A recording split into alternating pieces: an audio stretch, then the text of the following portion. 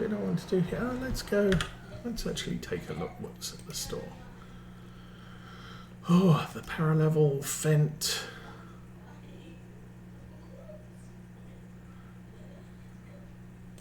What's that? Kern 270 horse, 6 meter cedar.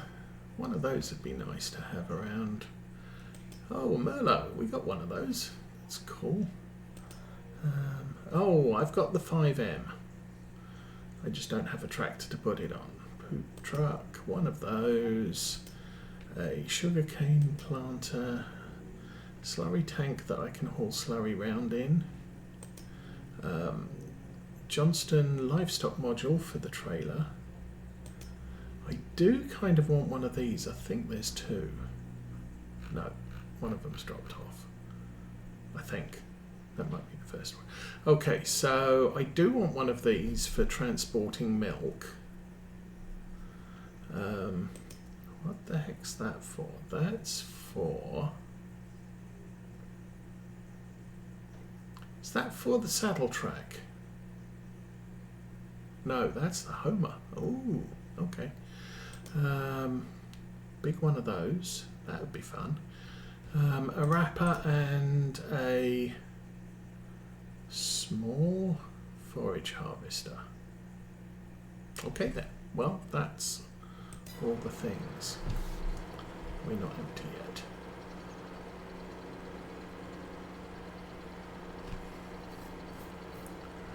And the mower is...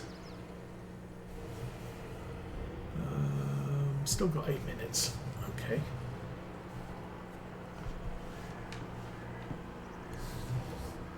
Oh, they've also got the quick look mod in Farm Sim 25. I don't think I saw that in Farm Sim 22, but it does.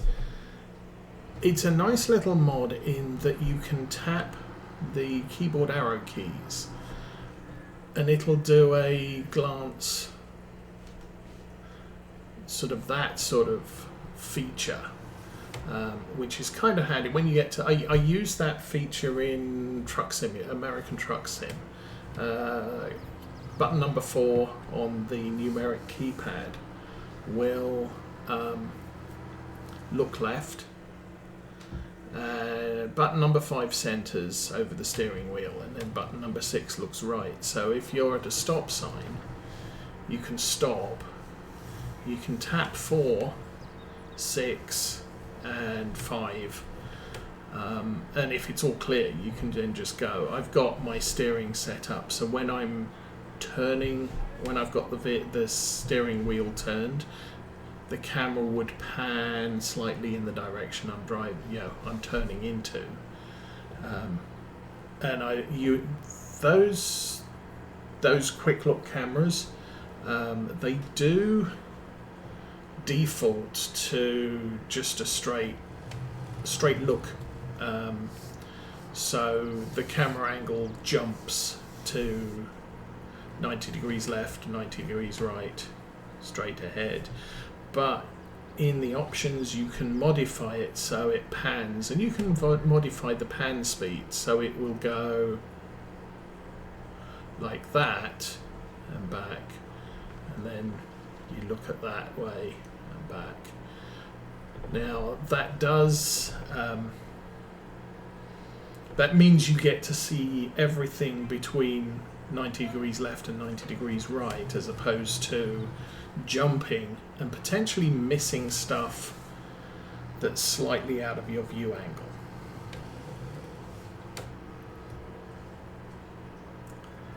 But as I said, there is the quick look mod. They used to be in 19.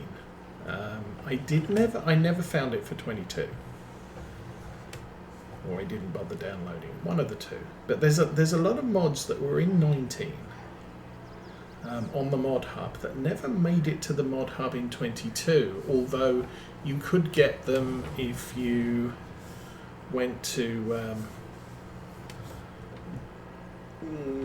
not entirely trustworthy mod sites, and they're now back in the mod hub. So That's a good thing. Stop harvester stop when full. That was Farm Sim 19. For 22 I had to go somewhere else and download it and do virus scans on the files and all the rest of it. So yeah, it's not exactly... I definitely don't trust anything I don't get out of Giant's mod hub.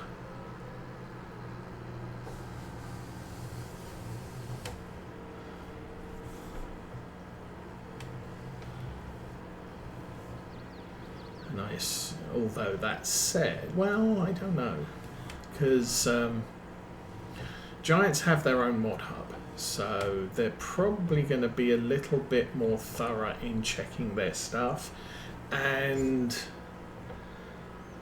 people out in the wild can't necessarily load stuff up there that everybody can access and put malicious data in those files. I assume Giants check stuff before they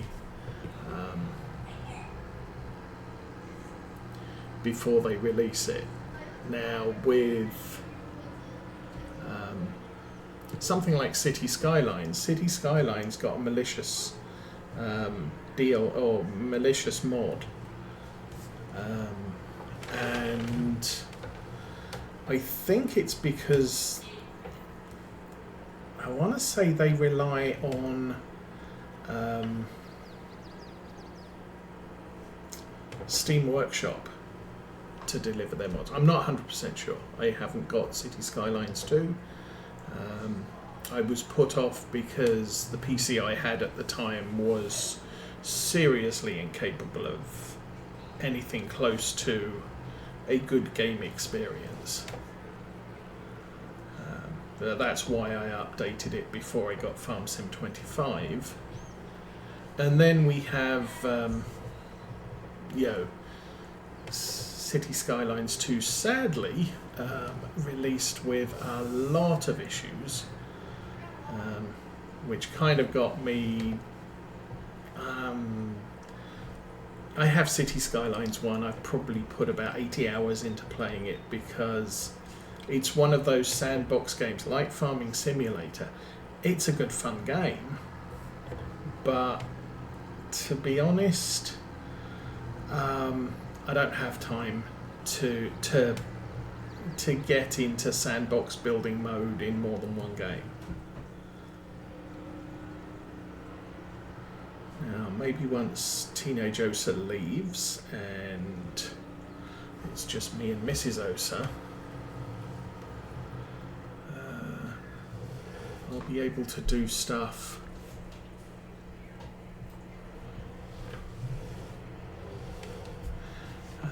during the week.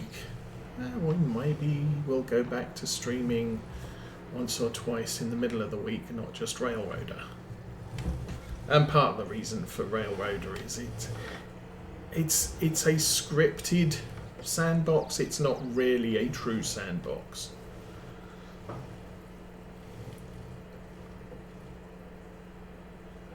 Probably Railroads Online, where you build your own tracks, you attack, you do all the things yourself, you make all the decisions yourself. That's a little bit more planning ahead, and if you're not playing it regularly, then you can lose track of where you are. Like that, Railroader, it's like I don't get to place the tracks. I get to unlock expansions. I don't get to place tracks to the middle of nowhere. And why did I place that track there? And what was I actually doing that way? I can take contracts with industries, but the industries, stuff gets delivered. My only worry as a dispatcher is making sure that the stuff goes where it's supposed to go. And here's an example of it. I already finished that field.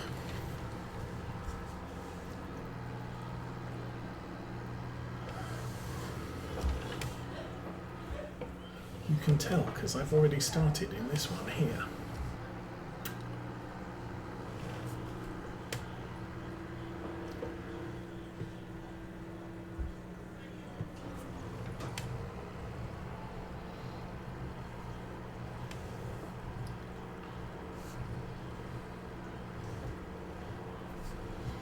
I'm going to run these end rows,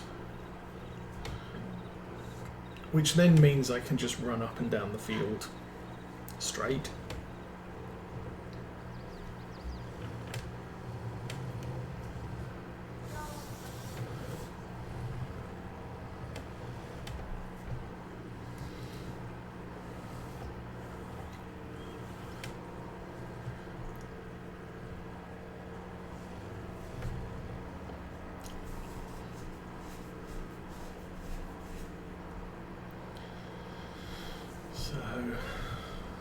Yeah, my fish tank's getting very heavily populated. I think probably about two months ago, I bought a bunch more platies because we'd had a lot of deaths and the ones in there weren't having kids anymore. So I bought a couple of pandas, which are basically black and white fish, and I bought a couple of dark blue, sort of royal blue platies. I can't remember what they're called.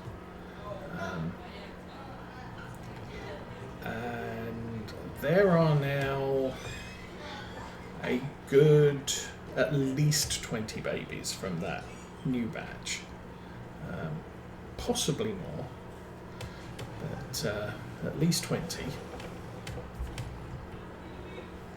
swimming in and out of the trees and the rocks. And then I bought 3 plecos. I've had a lot of problem with sort of a moss growing on the plumbing, on the tank walls, on the plants in the tank, which probably isn't a good thing for the plants. So I bought some plecos and they've been eating all of the moss. It looks like it's been encouraging my other fish, the platies, to also eat the moss. But all of the rocks are now completely cleared. They were sort of a fuzzy green, but all of the rocks are cleared. The glass is in general clear, and the I can keep the plumbing clean. And then what else is there? The driftwood. They're not eating the green stuff on the driftwood. They also cleaned off all of the moss on the plants. So the plants now look very, very healthy, which, well, may not be a problem because they might grow a lot. And basically half of the tank is a big giant plant that sprouts baby plants on the end of its leaves, so I can chop them off if I need to. And then but a lot of the fish like that because they can hide in it. And the other half is fairly open and has most of the rocks, so they can hide around the rocks, but it does give people an opportunity to see the fish swimming around in the tank, which otherwise they wouldn't have because, hey, they're all swimming around in the undergrowth.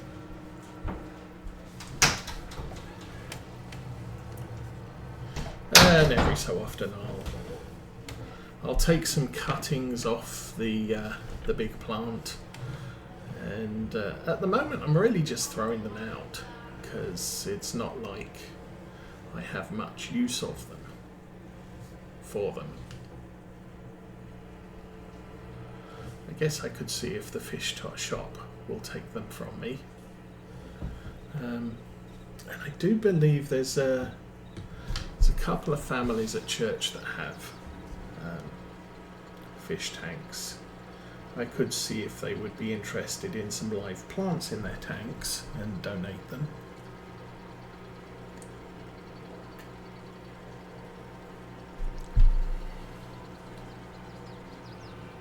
Okay, I should have kind of done with this. Where's the where's my farm? Over there.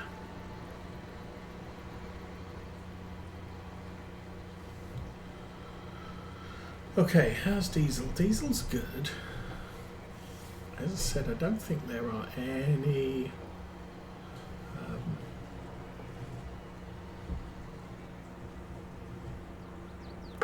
drive past the water thing. Alright. Back to collecting grass. I didn't check. Okay.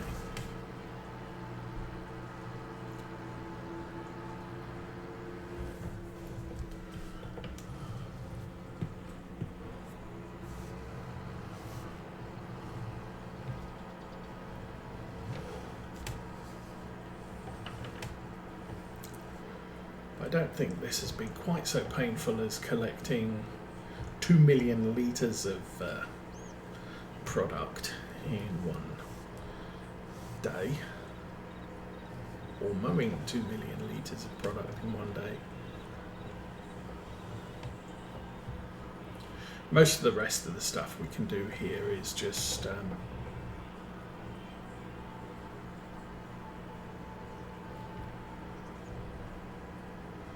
contracts where I can send the mower out on a contract and then I can follow it with the baler wrapper, and later on run around with this tractor and the auto load trailer and just grab them and deliver them.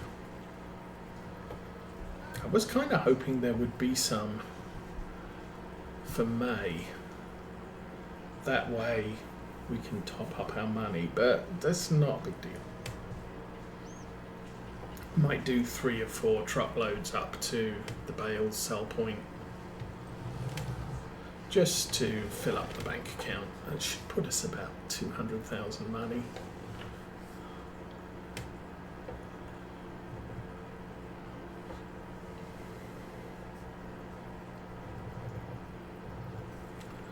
Alright, how am I doing? I am 20,000-ish.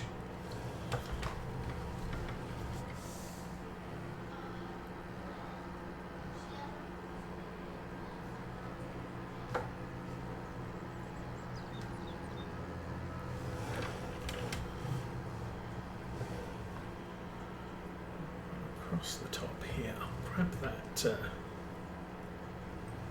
other bit there.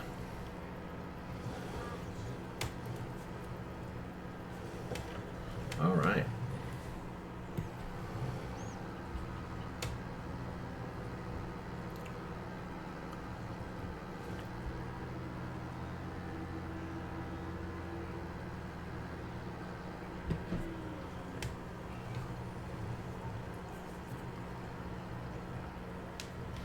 I don't think I needed to have lowered that quite so early.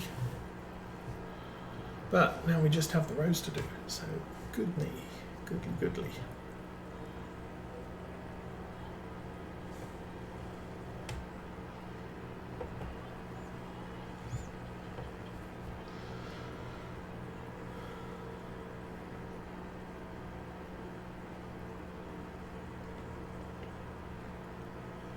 So on the railroad front, I really need to get down into the basement and start assembling the track sub-bed. Then I can put the foam down, then I can put the cork base on top of that, then I can start laying track. And on that factor, I don't know what prompted me, but I thought I want to find a variable radius setter. So I can set the radius of the track. You put it between the two rails to bend the track to the radius that you want it, and I'm not using standard radius curves. So I went hunting for a variable radius setter, couldn't find one. But I found some guy that is laser cutting. I can't remember what he calls it, but basically radius sticks that fit perfectly between the track. You just slot them between the rails and they will hold the track at the radius you want it. And basically once you've done that, you can put glue down on your cork and drop the track onto it, and the track will be exactly what it needs to be, and you won't end up with kinks and problems because the trains don't run evenly through a corner. So it looks like I might be shopping for some of those in the coming weeks. First thing I've got to do, I've got to get down into the basement and actually measure up what my radiuses are. But because he doesn't do standard radius, I can, he does them, I think he does the standards plus he does inches. So you can get a 16-inch radius, a 17-inch radius, 18-inch radius. Track separation is about 2 inches. So if I get an 18-inch radius curve and a 16-inch radius curve setter, template, then I can create 2 precise bends in the track that are the width they need to be.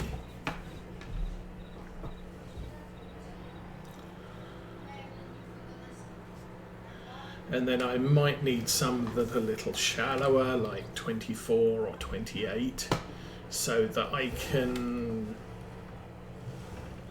ease into a bend. 350, so we've lost 6,000 litres, that's awesome. Because you don't want to go from straight to a 10-degree curve. What you're supposed to do is go from straight and ease into the curve, because it does look a little bit odd where one car is straight and the other one is bent at 30 degrees off the straight, whereas once you hit the curve entrance, you're easing into it, so the entire train is, it's not a harsh turn. It doesn't look harsh. Do that, go down here. But anyway, so I will probably be ordering some stuff from this guy so that I can actually lay track. Then I need to get to a point where I can actually put it down on something. Good grief, it's hot in here.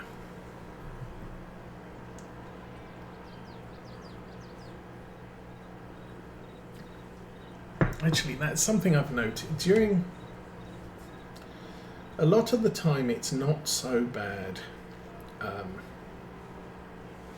streaming with the office doors shut. Although normally during the day we just leave the doors open. And the philosophy is we've only got a single air conditioner, and the thermostat is in the main living room, which is where the TV is, which is why the office doors are shut, so that we're not bleeding too much TV noise to the stream. So during the summer,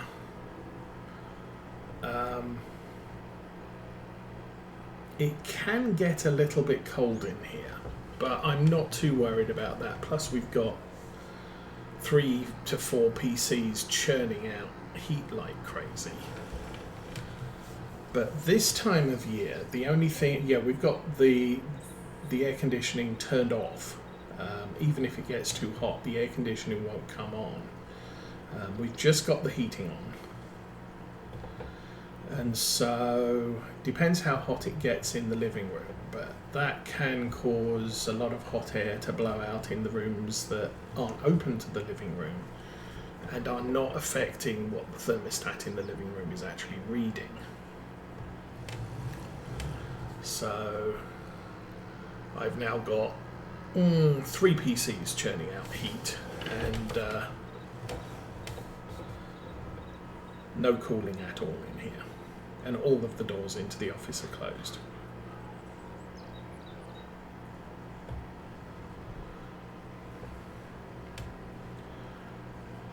Okay, couple more rows I think, and actually we've got a couple of shorter rows I